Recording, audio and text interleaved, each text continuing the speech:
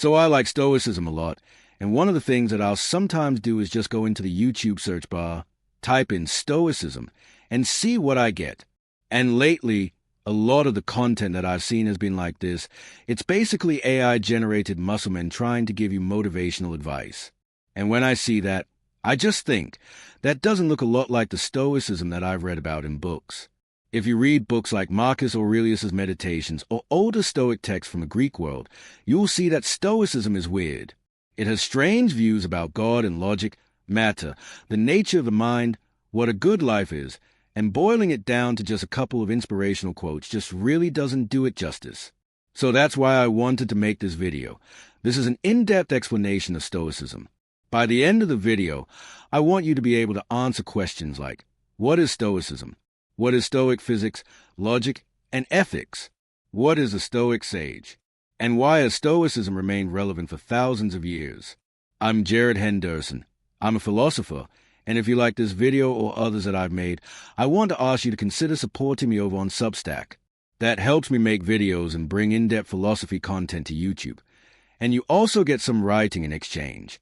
I think it's a pretty good deal. So first, we need to start with a little bit of history.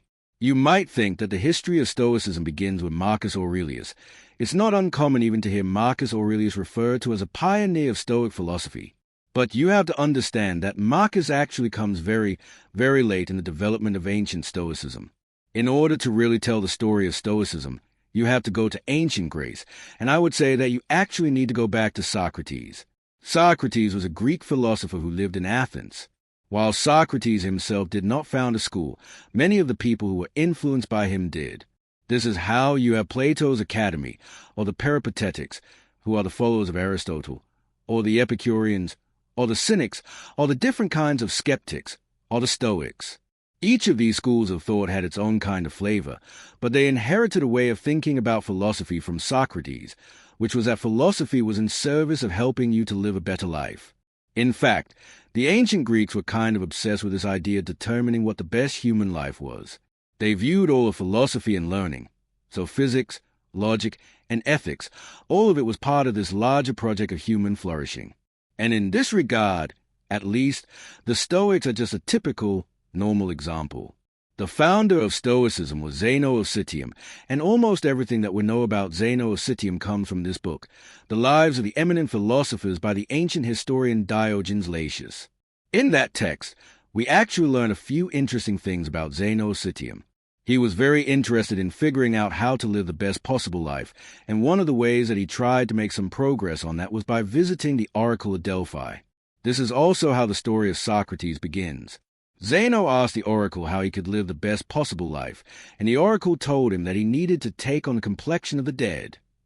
Zeno interpreted this as meaning that he needed to make his mind more like ancient authors, so he needed to read and study them.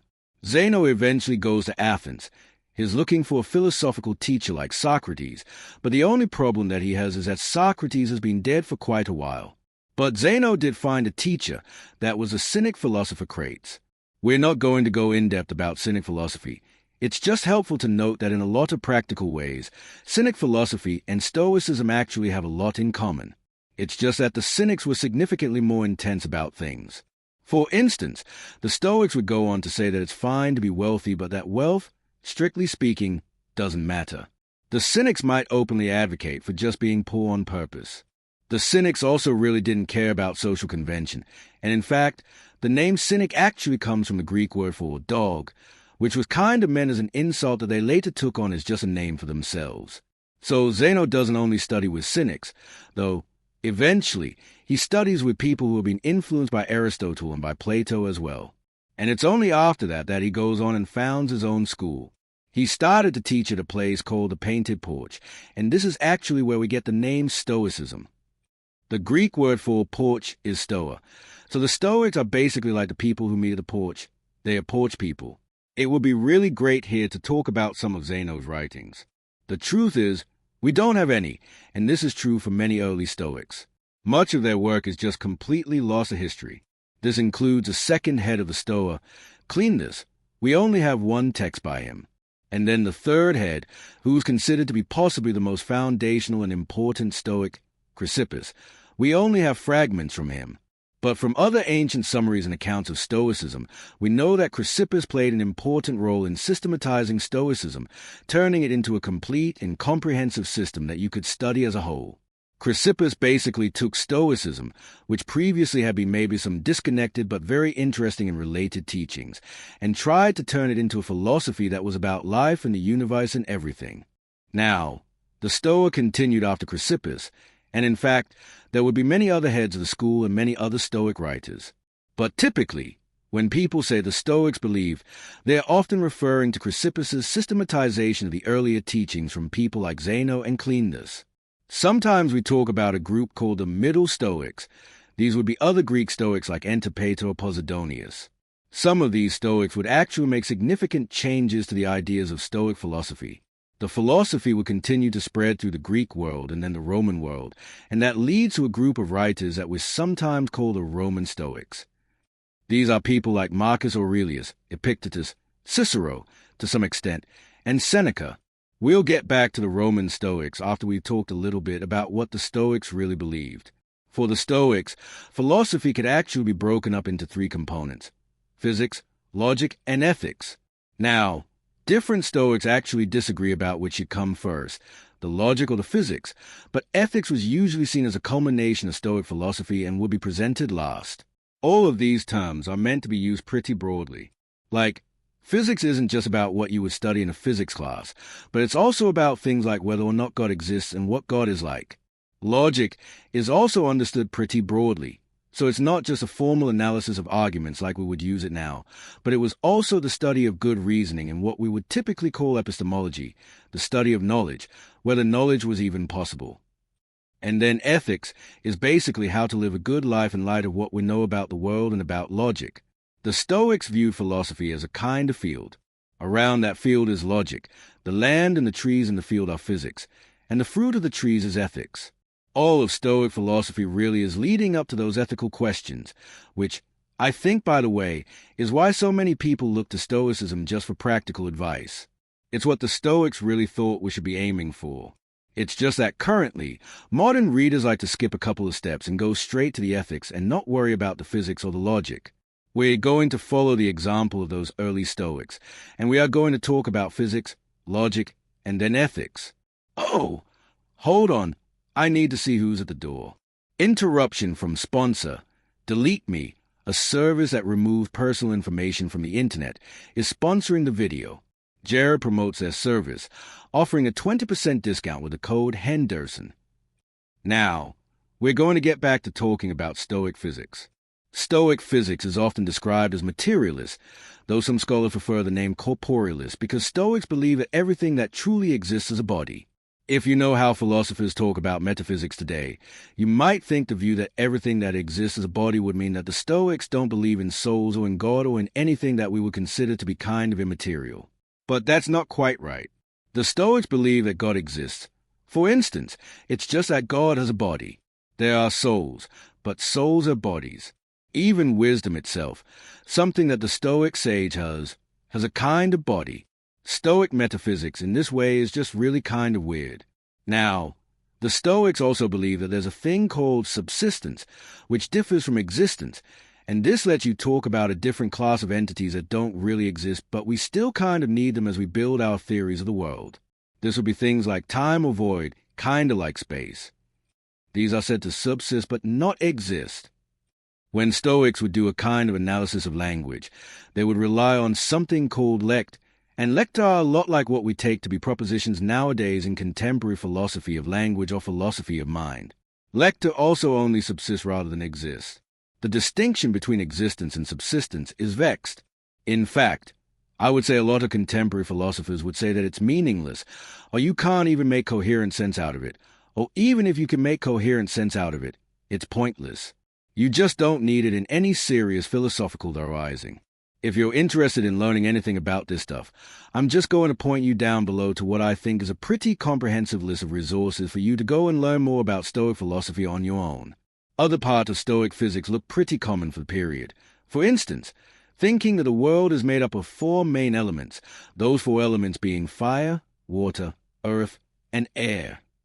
But more distinctively, the Stoics believed that all of reality was made up of two principles, the active principle and the passive principle. The active principle, which is also identified with God, sort of act upon the passive principle, and the passive principle is really the primordial stuff out of which objects or things in the world are made. But the active principle doesn't just act on the passive principle. The active principle acts through something else, which is called pneuma, that comes from the Greek word for breath. This is what makes objects, endows them with certain properties. Differences between types of creatures are described in terms of differences in pneuma, sometimes talking about the tensility of pneuma. The Stoics didn't just say that the active principle was identified with God. They would also describe what God is like. Sometimes the active principle was identified with Zeus. You see this. For instance, in a text that we have from Cleanus called him to Zeus. We'll talk about that him a little bit later. The active principle, though, was also sometimes identified with the logos, which is a Greek word for, well, basically word. In Greek philosophy, logos is something like a technical term, and it can often mean something like a rational structure or principle behind the world. If you're familiar at all with the Bible, you'll actually see this in the Gospel of John, if you look in the Greek there. So at the very beginning of the Gospel of John, it says, "In the beginning was the Word." That word, there is logos. John the Evangelist is actually using terms from earlier Greek philosophy to then try and describe Jesus Christ. And in this way, you actually see some parallels between the Stoic conception of the universe and the early Christian conception of the universe. But Christians also say that the Logos is like a person, the divine person, and that is not the Stoic view. God might be better understood as a kind of life force that goes through the universe, and this life force actually dictates everything down to the smallest detail. So the Stoics were actually very deterministic about the universe. Everything that would happen in the universe was sort of planned out and was being guaranteed by God. And this includes what's going to happen to the universe eventually. For the Stoics, the universe goes through periods of order. We're in a period of order right now. And then periods of disorder, a kind of conflagration in which the entire universe is actually consumed by fire, and then it repeats. It's not always clear if these cycles are supposed to be strictly the same. So I don't know if, in the next Stoic cycle, there will be someone who is identical to me making a video that is identical to this, and that someone who is identical to you will be watching the video. But it could be. Or it might be that the cycles are similar but not strictly the same. I was trying to think of a good way to illustrate this, and unfortunately, the best example I can think of is like this fantasy series The Wheel of Time, which you might know I'm a big fan of. It's just basically common knowledge in those books that the world is going to go through cycles and that people will be reborn, but they are not going to do the exact same things. They are highly similar cycles, but they're not always the same. Really, the key point for Stoic physics are that everything that exists is a body, and bodies really are the things that can be. The active principle is a thing that kind of makes objects into what they are by acting on the passive principle, and that's either God or Zeus. And the active principle also ensures a kind of highly deterministic universe that will go through cycles of destruction and rebirth. Later Stoics like Epictetus will talk about the metaphysics of Stoicism, but they often don't take the time to defend it. They almost take Stoic metaphysics as obvious. They are just assuming it. There's a section in Epictetus's discourses where he talks about providence and how he's just admiring the fact that Zeus basically takes care of all of us, and he thinks that a rational person is just going to be grateful for the kind of care that Zeus has shown. This doesn't strike many of us as obvious, but it's just how the Stoics, even the later Roman Stoics, thought. When we talk about logic now, we often want to just say that we're studying arguments, seeing whether or not arguments are good or bad. But again, the Stoic way of conceiving of logic is much more broad. Stoic logic includes what we would call philosophy of mind, philosophy of language, epistemology, logic itself, and also rhetoric. And a lot of the Stoic logic stuff actually culminates in a figure known as the Stoic sage. This, by the way, is one of those key places where modern popularizations of Stoicism just completely ignore something that was, at least at one point in the history of Stoicism, incredibly important. So we're going to talk a little bit about what the Stoic sage actually is. A key part of Stoic logic was the study of dialectics, but again, they're using the term in a way that we typically wouldn't. For us, dialectics is a kind of process. You can even think about it in terms of Plato's Socratic dialogues. In those, What will happen is someone will propose a definition or a philosophical position, and then the interlocutor will engage in a kind of question and answer session with them, and each answer is supposed to refine the previous definition or position, and by the end, you're supposed to have a satisfactory definition, and you've done this through a dialectical process. But the Stoics actually just say that dialectics is a knowledge of what is true, false, and neither true nor false. And according to how Diogenes summarizes the Stoics, only the Stoic sage is a dialectician. So only the Stoic sage is true, comprehensive knowledge of what is true, false, and neither true nor false in the world. When the Stoics talk about knowledge, they would sometimes use an illustration of your hand. This illustration is credited directly to Zeno of Citium. So Zeno would splay his fingers out and say that this was like an impression on the mind. He would then close his fist and say that this was like catalepsis, a kind of assurance that the impression in your mind reflects how the world actually is. Then Zeno would grip his fist with his other hand, and that kind of strength was akin to the knowledge that was possessed by the sage. I found this great description of the sage from the philosopher R.J. Hankinson, and this is how he describes the sage. Stoic sages never make mistakes, securing their understanding of the providential structure of the world, which is identical with fate, which in turn is identical with the will of Zeus. Sages order their life in accordance with it, assimilating their will to the will of Zeus, living in accordance with nature, and so achieving the smooth flow of life so devoutly to be wished for. Another scholar, the great A.A. Long, whose book Hellenistic Philosophy, by the way, was a huge resource in me making this video, describes the sage like this: he never errs, never fails to grasp things with complete security. His knowledge is equivalent to truth, since it is based upon the causal nexus which controls cosmic events. Unlike the ordinary man, who utters some true statements which he cannot prove against every attempt to overturn them, the wise man's judgments are infallible since he knows why each of them must be true. The Stoic sage is a kind of ideal for us. The sage can perceive what is true in the world, and is able to justify all of his beliefs. The sage is confident in his beliefs because he can give proofs for them or justifications when challenged, and he never errs and never fails. And this allows him to see the world for what it's like, including that providential structure that we talk about when we talked about Stoic physics. The sage is actually able to sort of see how God or the active principle is working in the world. This then allows the sage to act rightly, and that's the whole point of Stoic ethics. It is the ethics that draws so many people to Stoicism, and this is for good reason. If you pick up a book like Epictetus's Complete Works and you read it, you will mostly be reading Stoic ethics, and you will likely find them inspiring, and I would even say helpful in how to live a better life. That's because Stoicism is practical, and it is an applied philosophy.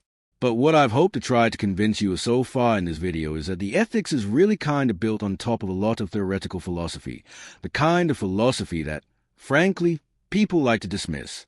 The Stoics thought that physics and logic were essential parts of living a good life.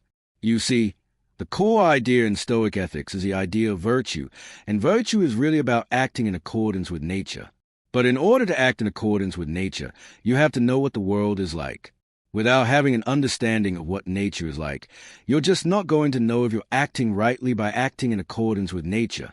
First, to act virtuously, you have to understand what human nature is like, what sort of being or creature we are. And for the Stoics, that mostly means that we're rational and that we're social. But then there's sort of nature with a capital N, kind of universal nature, which is sort of the world. And the Stoics believe that nature is good in itself. It is not the random, haphazard, and disordered world that sort of modern science seems to indicate that we live in. It's a world of intention, namely, the intention of God or the active principle, which is making everything work out according to a plan. This goes hand in hand with the Stoic idea of divine providence. So Cleanthes, the second head of the Stoa, writes about this in a text that we call him to Zeus. And here, Zeus is clearly identified as God or the Logos or the active principle. In that, Cleanthes writes, "Nothing occurs on the earth apart from you, O God, not in the heavenly regions nor on the sea, except what bad men do in their folly. But you know how to make the odd even and to harmonize what is dissonant. To you, the alien is akin. So all good things are being sort of ensured by nature, but occasionally free agents like us, like we human beings, will choose not to act rightly. But the active principle is actually capable of taking all of these bad things that we do and making them just work out for the sort of divine plan. And I love that metaphor that Cleandus uses here of finding harmony out of dissonance. I think that's a really nice way to put it. If you skip ahead several centuries and look at Marcus Aurelius's Meditations, you can see this thinking was still preserved in the later Roman Stoics. When Marcus is dealing with someone who has done him wrong or is acting wrongly, he attributes it to their ignorance of the world or to their human nature. They just don't know what sort of creature they are, and so he pities them when they do wrong, even when they are doing wrong toward him. But whenever there are things in the world that he can't seem to make sense of, he'll try to take the perspective of the universe, thinking about how those things might appear to him to be bad. But from the perspective of the universe, actually, everything is going to work out. And he uses this sometimes to even kind of comfort himself. And hey, you can see that Marcus is actually basically trying to emulate the figure of the Stoic sage. The Stoic sage is someone who knows what the universe is like, and they use that in their moral reasoning. And so here, Marcus is actually using principles from Stoic physics to try and make sense of the ethical life. It's not always clear if the Stoics mean the Stoic sage to be an attainable ideal, or if what it's supposed to be is kind of an exemplar for all of us in our reasoning about the world and our actions. But regardless, you can see that Marcus is actually trying to emulate the sage. I said earlier that the good life was living in accordance with nature, and the Stoics call that virtue. Because of these ideas are going on in the physics and the logic, the Stoics actually believe that virtue is always possible. So actually, in every circumstance, you have the ability to act rightly, to do the right thing. Maybe there would be some very limited circumstances where you have no virtuous options. In that case, the Stoics have fairly extreme solutions, like killing yourself. I think that's a bad bit of advice, and so we're just going to skip over that. Things like pleasure and pain, which for the Epicureans were part of the constituents of either the good or the bad life, are really kind of irrelevant for the Stoics. The Stoics will talk about pleasure as what they call the preferred indifferent. It feels nice to have, but strictly speaking, doesn't make your life better. And they would say the same things about social status or wealth. These things, generally make your life easier, and they might even make it easier for you to be virtuous, but they aren't themselves the things that make your life good. For the Stoics, it boils down to virtue, and there really are just four, and those four main virtues for the Stoics are prudence, justice, temperance, and courage. That's acting prudently or wisely, understanding right actions. It's kind of wisdom. Justice, which is about treating people fairly and with the respect that they deserve. Temperance, which is about moderating your desires and not letting your desires prevent you from acting virtuously. And courage, which is about not letting fear hold you back from acting virtuously either. The Stoic sage, actually, strictly speaking, has no passion, and sometimes we will describe the sage as being apathetic, but that doesn't have that negative connotation that we talk about now. The passions are sorts of things that take over for us, and sometimes they get in the way of us acting rightly. But the sage doesn't need passions. The sage just sees the world for what it's like and only has true perceptions of the world. And so the sage really is passionless or kind of emotionless as we would understand it now. And that actually brings us to a pretty important myth, and a myth about a myth, because a lot of people like to say that Stoicism is about not having any emotions, and then everyone likes to say, well, that's a myth. Stoics know you have emotions. It's about handling them. And both of those are kind of true. So it does mean that actually, in the ideal, you would not have passions, but almost none of us, or possibly any of us, will ever be the ideal. And so the Stoic answer is not about suppressing your emotions or pretending you don't have them. That's just living in denial. It's acting rightly even when you do have those emotions. So remember when I talk about that early Stoicism stuff and said we get to talk about Roman Stoics? Well, we finally managed. So after Chrysippus, who's a third scholar of the Stoa, you see an expansion of the philosophy. You see other Stoic writers like Posidonius, just as an example, and they would start engaging in responses and debates with other philosophers from other schools, especially the academics, those followers of Plato, and especially after the academics took a sort of skeptical turn, just a whole wing of philosophy that's often just described as the academic skeptics. And as you see Stoicism sort of get defended out in the world, it starts to change. Some people start to see it as being a little bit watered down or diluted. It's just how ideas function in the world, though, right? Just because Chrysippus wrote it all down doesn't mean that's how everyone's going to understand Stoicism forever. And that's especially a good attitude to have, I guess, since you can't read anything that Chrysippus ever wrote down. since we lost it all. But Stoicism was remarkably successful, and it spread throughout the Roman Empire. When most people want to talk about Stoicism, they are thinking about Stoicism in the Roman Empire, the late Stoics or the Roman Stoics. These are people like Marcus Aurelius, like Epictetus, like Seneca, like Musonius Rufus. There are more, but those are kind of the big four. Cicero is sometimes also included. Cicero is not really strictly a Stoic. You can just see the influence of Stoicism in his writings. And just by looking at three of those figures, you can see how widespread Stoicism had become. So we all know Marcus Aurelius is a Stoic. We also know that Marcus Aurelius was the emperor of Rome. According to Machiavelli, actually, he is the last good emperor of Rome. When we read his meditations, we get to read the thoughts of an emperor and a Stoic philosopher trying to live virtuously in circumstances that do not always make that easy. But then when we go back and read Epictetus, we're actually reading the thoughts of a slave. Epictetus was a slave. He was owned by a secretary to Nero. So while he had it better than many slaves because he was able to study philosophy, and in fact, that's how he studied under Musonius Rufus, he was still the property of someone else. Epictetus was eventually freed when his master died. He was then kicked out of Rome because the Emperor Domitian banished philosophers, so he went back to Greece, which was his place of origin, and then started to teach philosophy. Epictetus, by the way, was alive about 3 decades before Marcus Aurelius. Seneca came before either of them. He was actually born in 4 BC. Seneca was a dramatist and a writer and a philosopher, a prolific letter writer, and is also a statesman. So we see 3 very different levels of power having access to Stoic philosophy. You have the slave who eventually becomes a free man but holds no particular social status, the statesman, and the emperor. All of them could find something in Stoic philosophy that drew them in. And I think one of the reasons that they could find so much that they loved is because, by then, Stoicism had already shifted in orientation toward being more practical and downplaying the physics and the logic. It's not as if the physics and logic of Stoicism completely disappeared.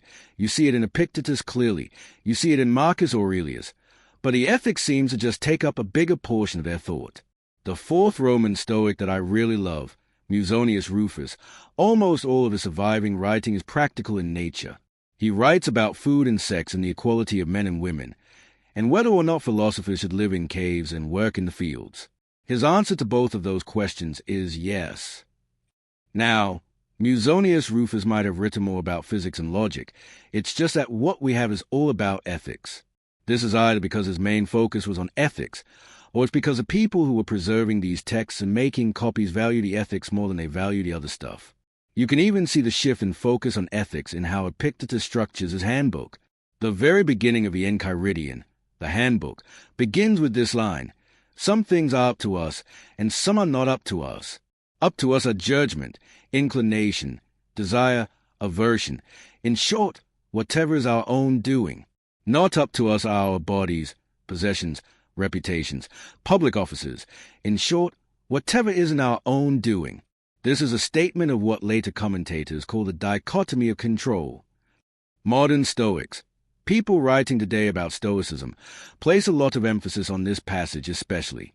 And while you might say that there's some physics and logic going on in the background, the handbook clearly begins with ethics, which just is a break from how Stoicism was traditionally thought of, developed, and taught. Of course, the reason that you might have clicked on a video like this is because you previously read the writings of someone like Ryan Holiday or Massimo Pigliucci or Donald Robertson. What these writers have tried to do is translate some Stoic ideas and bring them into modern life. And by and large, they've done this by taking just the ethics and then seeing what still works when you give up the peculiar and weird Stoic views about physics and logic. These modern Stoics are not the first ones to do that. You even see references to Stoicism in Montaigne, even though Montaigne is a skeptic, and the Stoics kind of hate skeptics, but Montaigne is still able to find some inspiration from the Stoics. Ralph Waldo Emerson mentions Stoicism favorably in his essay Self-Reliance, but there's no mention of lector or pneuma or even divine providence as the Stoics would understand it. So there's a history of just taking the good parts of Stoicism and leaving behind the parts that we don't really believe in anymore. I don't see any of the modern Stoics talk explicitly about whether or not they believe in God or the Logos or any kind of divine providence. So those arguments that Marcus Aurelius or Epictetus or other Stoics might use to take on the perspective of the universe just don't work. And so, Whatever modern Stoicism is, it's just going to look very different in that regard than ancient or sort of classical Stoicism. And this leaves us with an interesting tension, something I think we should all think about a little bit more. In the ancient world, Stoicism was actually admirable and admired because it was seen as this interconnected system where, if you changed any one piece, all the other pieces would have to change too. But one of the reasons that Stoicism has been able to be so inspirational for so long is that it seems like actually people have been able to detach Stoic ethics from Stoic physics and logic in a way that the ancient Stoics probably didn't think possible. And that's a puzzle for us to think about as we try to read and learn from the Stoics in our own lives. Now, even though I call this an in-depth explanation, I still feel like we're only still scratching the surface. So check out in the description a pretty comprehensive list of resources so you can learn more. And if you like this and want to support my work, consider checking me out over on Substack. There's a link down below. All right, I'll talk to you soon.